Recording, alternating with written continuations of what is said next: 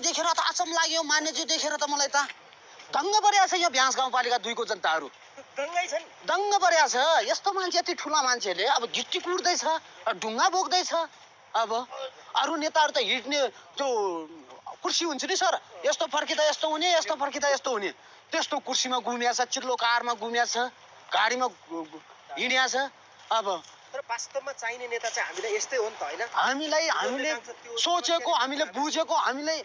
भविष्यमा चाहिने नेता यस्तै हो सर भनेको मलाई त डेन्जर लाग्यो है सर यो हाम्रो मान्यज्यू हर्क सङ्घमा देखेर हामीलाई त डेन्जर लाग्यो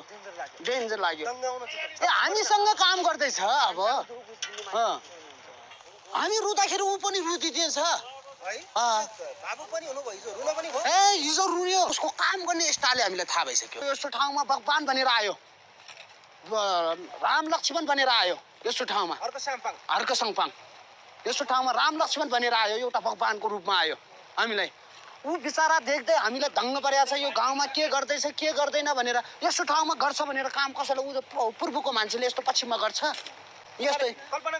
कल्पना गरेको छैन अब हामीले हाम्रो नजिकको दार्चुला खलङ्गाको मान्यज्यूले गरिरहेको छैन भनेपछि ऊ त्यहाँको मान्छेले पूर्वको मान्छेले यहाँ पश्चिममा कसरी गर्छ भनेर दङ्ग परेको थियो हामी त तर उसको लागि स्लोट छ हामीलाई आज पनि उसले गर्छ अझ पनि हाम्रो लागि केही व्यवस्था गर्छ यहाँको जनता दुखी गरिब जनताको लागि विकास गर्छ भनेर हाम्रो आशा छ